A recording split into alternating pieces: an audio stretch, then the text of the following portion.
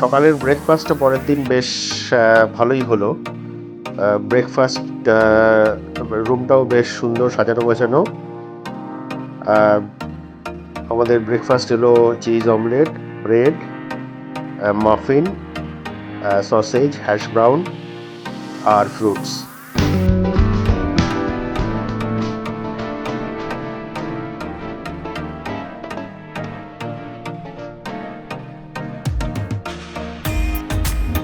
বেরিয়ে আরেকটা বিজনেস পোর্টের দিকে যাচ্ছি। যে পোর্টটা কাছাকাছি ছিল সেটা তো বন্ধ ছিল, আজকে রোববারে বন্ধ থাকবে। তো সেই জন্য আমরা অন্য একটা পোর্টে যাচ্ছি যেখান থেকে ইউএসএ ঢুকতে পারবো। তো এই যাওয়ার রাস্তাটা পুরোটাই প্রায় এরকম গ্রাভেল রোড, পেভ নয় আর কি।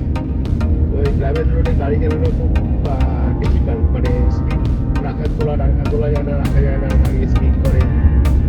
যাই হোক, কিছু করার নেই।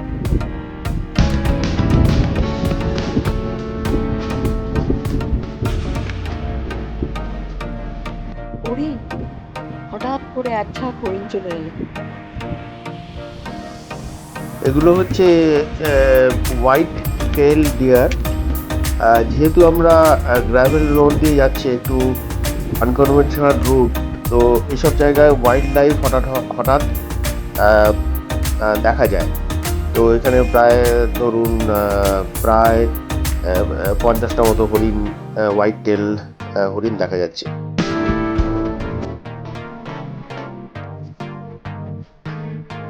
উইলো ক্রিক পোর্ট, এই পোর্ট দিয়ে আমরা ইউএস এর মন্টানাতে ঢুকবো।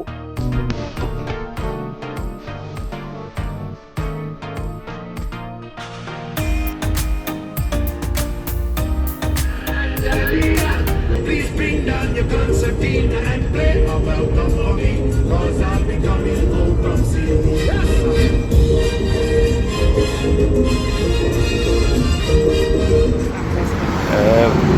ইউএস বর্ডার ক্রস করে এসে এটা মন্টানাতে আছি আমরা। হাভরে মন্টানা বলে একটা সিটি। তো অনেকক্ষণ ড্রাইভ করেছি, একটুখানি গাড়িটা দাঁড় করিয়েছি। তো এতক্ষণ ড্রাইভ করলাম ওই গ্র্যাভেল রোড দিয়ে, আর যার ফলে মানে আর রাস্তায় তো এখন গরমকালে তো অত্যন্ত অনেক পোকা বাকড়, মানে গাড়িতে পেস্ট হয়ে যায় আর কি। তো গাড়ির সামনের অবস্থাটা দেখাচ্ছি আর কি।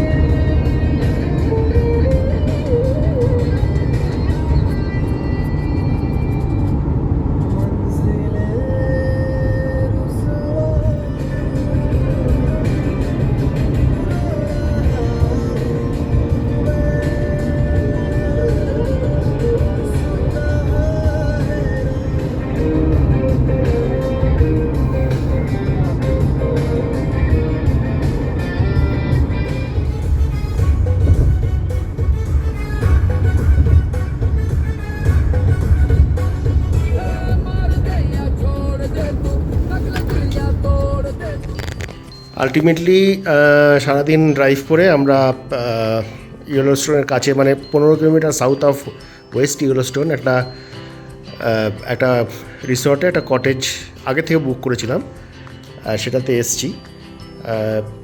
মোটামুটি ভালোই মনে হচ্ছে, খুব স্পেশাস। আর যেরকম হয় আর কি, যেরকম একটা ফ্রিজ মাইক্রোওয়েভ আছে খাবার গরম টরম করার জন্য, রাখার জন্য।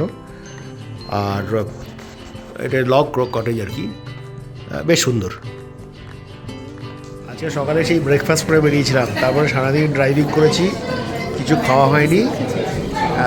এখন বাজে রাত্রির 8:30 হয়নি এখনও। তো একটা এখানে কাছাকাছি একটা রেস্টুরেন্ট আছে, খুব ভিড় মোটামুটি। তো সেখানে বসে অর্ডার দিয়েছি, এবার খাবারের জন্য অপেক্ষা। রাত এখন 10:30। এইমাত্র আমরা কটেজে ফিরলাম খেয়ে দিয়ে। এইটা আমাদের রিসর্ট, মানে এরকম কটেজ আছে। এখানে আমরা আছি, এখন সকালবেলা উঠেছি, রাত্রিরে খাওয়া দাওয়া করে তারপরে একটু গল্প গুজব করে টিভি দেখে ঘুমিয়েছিলাম। এইটা হচ্ছে আমাদের কটেজ আছে। 11টা নাগাদ চান টান করে আমরা বেরোলাম। প্রথমেই একটা রেস্টুরেন্টে এসেছি, ব্রেকফাস্ট খাবো তাই। আর রেস্টুরেন্টের আউটসাইড যে প্যাটিও আছে সেখানে বসেছি। খুব সুন্দর ওয়েদার এবং নয়নাভিরাম দৃশ্য। যাই হোক, এখন ব্রেকফাস্ট খেয়ে আমরা ওয়েস্ট ইয়েলোস্টোন এবং ইয়েলোস্টোন পার্কের ভেতরে যাব, পরে আবার কথা বলছি। Thank you. স্টার্টারে ন্যাচো আর সালসা সস দিয়ে গেল। আমরা 2 কাপ চা নিয়েছি। অর্ডার দেওয়া হয়ে গেছে আর কি, কিছুক্ষণ পরে হয়তো খাবারটা এসে যাবে। সো এটা বেশ একটা খুশি মনের ভাব হচ্ছে আর কি, মানে the environment creates everything. Chicken quesadilla, নাচোটা আগেই স্টার্টার হিসাবে দিয়েছিল, আর এখানে একটা হাবানেরো সস দিয়েছে, হট সস, খুব হট আর কি, চাল। যাই হোক, দেখি এখন খেয়ে কেমন লাগে। ব্রেকফাস্ট শেষ, এখন বসে আছি। একটু পরেই আমরা ইয়েলোস্টোন পার্কের দিকে রওনা হব।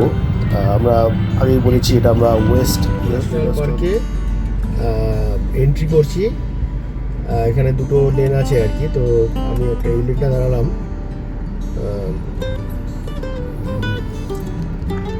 জানি না কত এন্ট্রি ফি।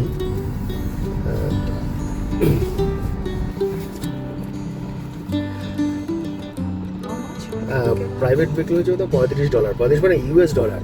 এটাকে মানে ক্যানাডিয়ান ডলারে কনভার্ট করলে হয়তো $43-44 হবে, বা $45।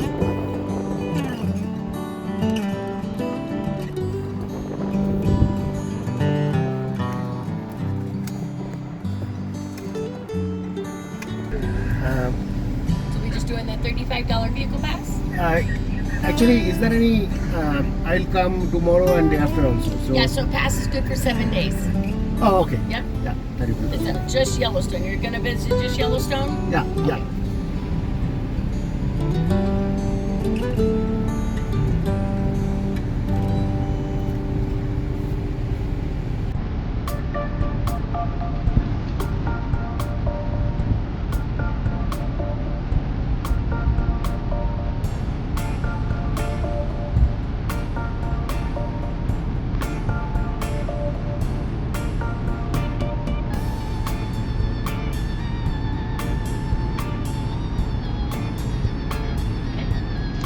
Thank you.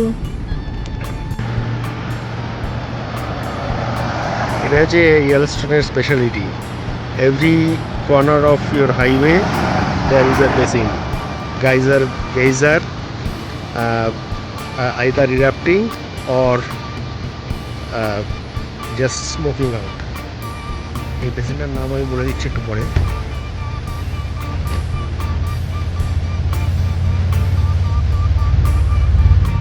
সামার তো এখন প্রচণ্ড ভিড় আর কি।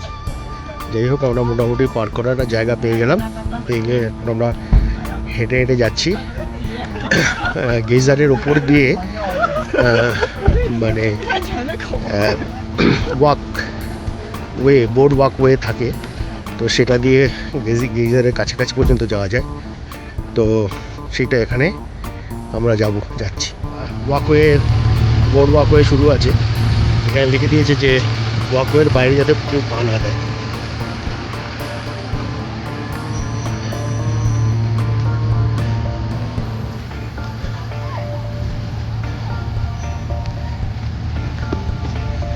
এই গেজারটার নাম হচ্ছে ফাউন্টেন পেন পটস। আর এখানে কিছু ডেসক্রিপশন আছে। ইয়েলোস্টোন একটা ভেরি ইন্টারেস্টিং জিওথার্মাল এরিয়া। এখানে প্রতিটা হাইওয়ের, আগে যেটা বললাম আর কি, প্রতিটা হাইওয়ের বাঁকে একটা করে ছোট বা বড় গিজার বেসিন অথবা ইরাপটিং গিজার।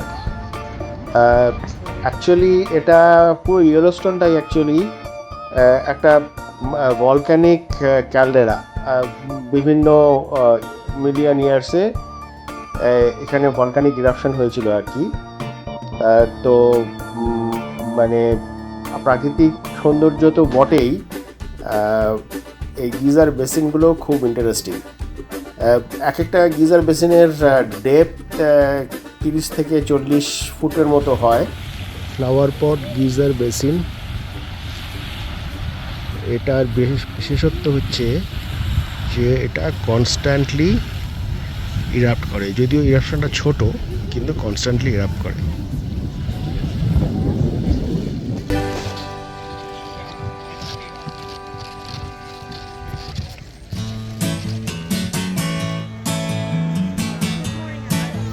এখন যেটা দেখতে যাচ্ছি সেটা হচ্ছে মিডওয়ে গিজার বেসিন। এখানে অনেকগুলো গিজার আর হট পট আছে যেখান থেকে স্টিমিং আউট। সো মেইনটা হচ্ছে এক্সেলসিয়ার geyser which erupted last in 1901. It is a huge eruption, but after that এটা গত বহুদিন ধরে 1 সেঞ্চুরির ওপরে এটা ইরাপ্ট হয়নি, তবে গত 10 বছরে এর অ্যাক্টিভিটিটা খুব বেড়েছে অ্যাকচুয়ালি। ওর যে স্টিমিং আউট যে ধোঁয়া যেটা বেরোয় আর কি, সালফার গন্ধযুক্ত, তো সেইটা খুব বেড়েছে। আগের বার যখন ইয়েলোস্টোন এসেছিলাম, এই মিডওয়ে গিজারটা অনেকটা শান্ত ছিল, এতখানি অ্যাক্টিভ ছিল না। এবার দেখছি প্রচুর অ্যাক্টিভ, মানে অনেক ফিউম ইরাপ্ট হচ্ছে। আর গিজারের যে জল সেটাও আগের থেকে অনেক হট।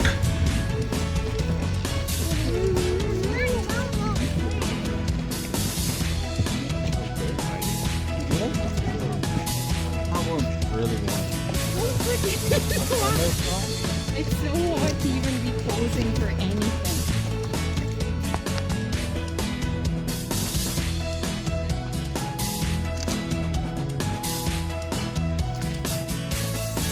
এই পর্যন্ত আজকে। ভালো লেগে থাকলে লাইক, শেয়ার, সাবস্ক্রাইব করুন। পরের দিনের ভিডিও শীঘ্রই আসছে।